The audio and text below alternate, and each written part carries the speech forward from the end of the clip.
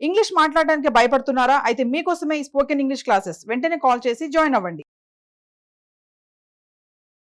నమస్తే రమ్మగారు. నమస్తే జయ. మంచి చందమామ కథ ఒకటి చెప్పండి. ఏం చెప్దాం కదా.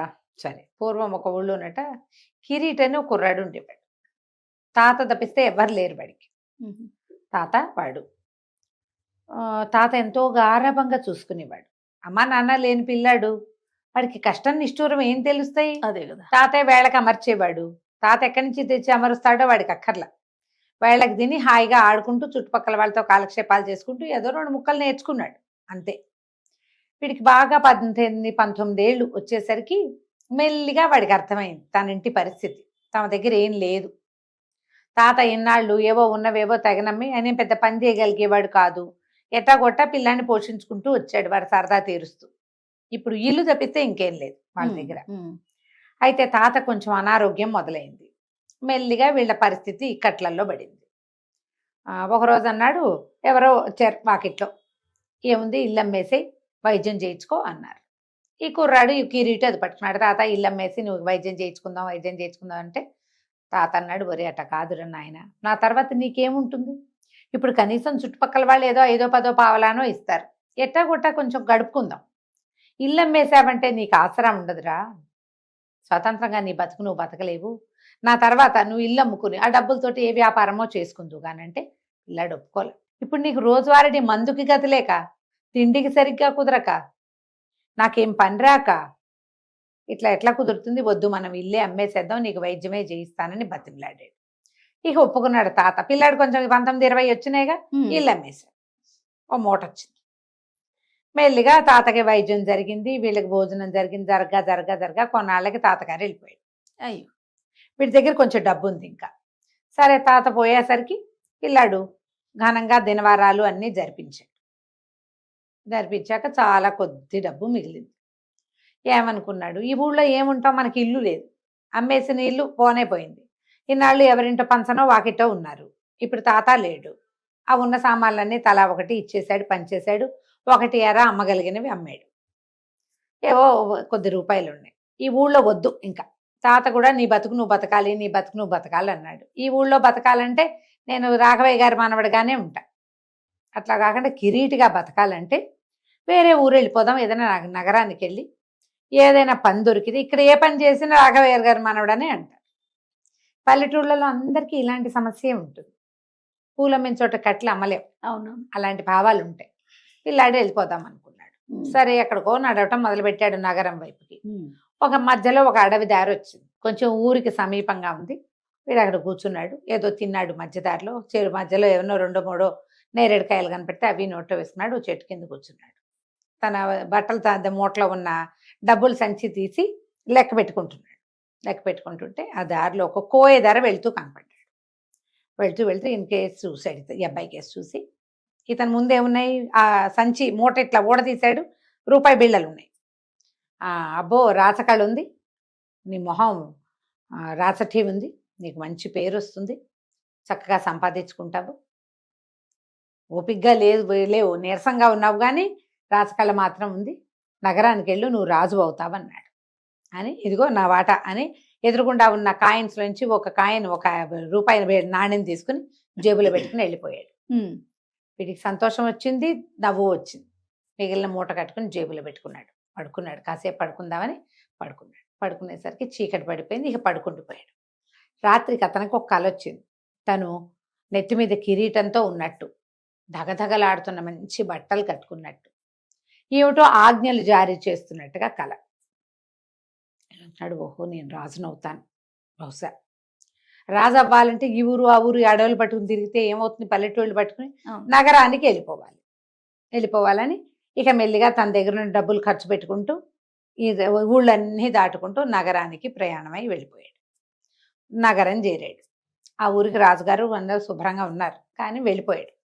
వెళ్ళి ఒక పూటకోళ్ళ ఇంటికి వెళ్ళి, ఈ దగ్గర ఇంకా 3 కాయిన్స్ ఉన్నాయి. సరే, వెళ్ళి ఒక కాయిన్ ఆ పూటకోళ్ళ పెద్దమ్మ చేతిలో పెట్టాడు. ఓ పేదరాశి పెద్దమ్మ ఆవిడ. ఆ పెద్దమ్మ రూపాయి పుచ్చుకుని వీడి పిల్లాడికి అప్పుడే భోజనాలు వడ్డిస్తోంది. ఒక అరిటాకు వేసి, నాయన కూర్చో, ఇక్కడ అన్నం తిందు కానీ అంటే పోయి కాళ్ళు చేతులు మొహం కడుక్కొచ్చాడు. అన్నం తింటానికి కూర్చుంటే ఈ భోజనాలు చేస్తున్న వాళ్ళల్లో ఒక ఆయన ఎవరో అడిగారు, ఏమిటి పెద్దమ్మా మీ మీ ఊరు సంగతులు, మీ రాజుగారికి ఒంటో బాగుండలేదన్నారు, ఆయన దిగులు తీరిందా అన్నాడు. ఆయన ఎంతో బాధపడ్డాం, మా రాజుగారికి పెద్ద రాచపుండు వచ్చింది, ఎన్నాళ్ళుగాను ఎంత బాధపడ్డారో పాపం. ఇటీవలే ఎవరో వైద్యుడు గంజాం జిల్లా నుంచి వచ్చాడు, వచ్చి మరి వైద్యం చేసి రాజుగారిని స్వస్థత పరిచాడు, పుండంతా మాని తేలిగ్గా తిరుగుతున్నారు, ఇప్పుడే రాజ్యం ఒక ఘాట్లో పడింది అన్నది. అనేసరికి మరేమిటి నువ్వు ఇంకా దిగులుగా కనపడుతున్నావు, ఇంతసారి దిగులుగా ఉన్నప్పుడు అడిగితే రాజుగారికి ఒంటో బాగుండలేదు అంటే, ఏముంది నాయన మా యువరాణి పెళ్లి సమస్య, మా యువరాణికి ఒక కళ వచ్చిందిట, ఆ కళలో తనని నల్ల తాచు ఒకటి కాటేసినట్టు, ఆ నల్ల తాచుని నుంచి తనని ఒక యువకుడు రక్షించినట్టు కళ వచ్చిందిట. ఎన్నిసార్లు వచ్చింది. ఆ కళ్ళలో కనపడిన యువకుడినే పెళ్లి చేసుకుంటానంటోంది యువరాణి. ఇప్పుడు అందుకని రోజు గుడికెళ్తోంది. ఏదో ఒక రోజు తను గుడికెళ్తుంటే నల్ల తాచు కాటైపోవాలి, యువకుడెవడో కాపాడాలి, వాడిని పెళ్లి చేసుకోవాలి. ఈ పాయింట్ మీద ఇట్లా నడుస్తోంది నాయన. యువరాణికి స్వయంవరం లేదు, యువరాణికి సంబంధాలు చూడటం లేదు, కల్లో కనపడ్డని వాడినే పెళ్లి చేసుకుంటానంటోంది యువరాణి. మరి దిగులు కాక ఇంకేమిటి నాయన అంది. అప్పుడు అందరు సరే ఏదో మాట్లాడుతున్నారు, ఇంకా ఏవో బోళ్ళు కబుర్లు చెప్పుకున్నారు. ఈ మూల కూర్చుని అరిటాకేసుకుని అన్నం తింటున్న కిరీటికి ఈ కథ అంతా వినపడింది. ఓహో, రాజు అయ్యేందుకు ఒక మార్గం ఇది. నాకు కళ ఏమొచ్చింది, రాజునైనట్టు నేను కిరీటం పెట్టుకున్నట్టు కళ వచ్చింది. ఓకే. కోయత్తను ఏం చెప్పాడు, నువ్వు రాజు అవుతావు, రాతకళ ఉందన్నాడు. అన్ని కలిసి వస్తాయి. ఇప్పుడు యువరాణిని గనక రక్షిస్తే రాజు అయిపోతాడు. యువరాణి భర్తాయి కదా రాజానికి రాజు రేపొద్దున. సరే ఇది బాగుందని రూపాయి అయిపోయింది, ఇంకా 2 రూపాయలు ఉన్నాయి తన దగ్గర. చకచకా వెళ్ళి ఆ ఊళ్ళో ఒక పావులు పట్టేవాడిని ఒకడిని వెతికి పట్టుకున్నాడు. వాడి దగ్గర ఒక చక్కటి నల్లతాచు కూరలు పీకేసి మూతి కుట్టేసి ఇవ్వు నాకంటే వాడు 2 రూపాయలు అవుతుంది అన్నాడు. 2 రూపాయలు వాడి చేతిలో పెట్టాడు. ఆ తాచు పావుని పుచ్చుకున్నాడు, ఒక మూటలో వేసి మూట కట్టుకుని ఆ మూట పుచ్చుకుని వెళ్ళి ఆ ఊరి దేవాలయం, అది ఇట్ట కొండ మీదకి ఎత్తుగా పైకి ఉంటుంది ఆ నగరంలో. యువరాణి రోజు ఆ గుడికే వస్తుందని చెప్పింది ఆవిడ. యువరాణి వస్తుందని కూర్చునున్నాడు. ఎవరో వారా వీరా అమ్మాయిలు వస్తున్నారు, అందరూ ఎవరు యువరాణులుగా కనిపించట్లా. చీకటి పడ్డాక ఒక అమ్మాయి ధగధగలాడే అద్భుతమైన వస్త్రాలు ధరించి చక్కగా సన్నగా శలాకల్లే ఉంది. మరి కథలో విన్నాడు, చెప్పింది కదా అవ్వ, ఏమని చెప్పింది పేదరాశి పెద్దమ్మ, ఒక యువరాణి వెళ్తోంది రోజు గుడికని. చటుక్కున ఆ యువరాణి మీదకి ఆ నల్ల తాచును విసిరేశాడు. విసిరేసరికి అలా పాము దగ్గరికి వెళ్ళేసరికి యువరాణి కేకలు పెట్టింది, అమ్మో అమ్మో పాము పాము పాము, ఇంకేముంది పాము వచ్చేసిందని. అనగానే ఈ భయం చేశాడు. ఓ పొద పక్కన దాక్కున్నవాడు ఒక ఎగిరెగిరి పరిగెత్తుకుంటూ వెళ్ళి తన చేతిలో ఉన్న తుండుని ఆ పాము మీద విసిరేసి దాన్ని ఎత్తుకుని అవతల వారేసేసి, భయం లేదు భయం లేదు, పాముని విసిరేసాను, నీకేం కాదు, నిన్నది కాటేదన్నాడు. అనగానే ఆ అమ్మాయి ఎగిరి గంతేసి తన చేతులు పుచ్చుకుని, నువ్వు నన్ను రక్షించావు, లేకపోతే పాము కాటేసేది, నల్ల తాచు నా కల్లో అలాగే వచ్చింది, తాచు కాటైపోతుంటే ఎవరో రక్షించినట్టు, నువ్వే నా భర్తవి ఓ అన్నది. అన్నాక రా రా అని చేయి పుచ్చుకుని గుళ్ళోకి తీసుకుపోయింది. ఆనందంతో ఒళ్ళుపై తెలియటల్లా కిరీటికి లోపల తీసుకెళ్ళాక అర్చకుడిని మా పూజారి గారు దేవుడి మీద నుంచి 2 మాలలు తీసి ఇవ్వండి అండి. ఆయన 2 మందార మాలలు తీసి ఇచ్చాడు. ఈ అబ్బాయికి ఈ కిరీటికో దండ ఇచ్చింది, తన దండ తీసుకుంది.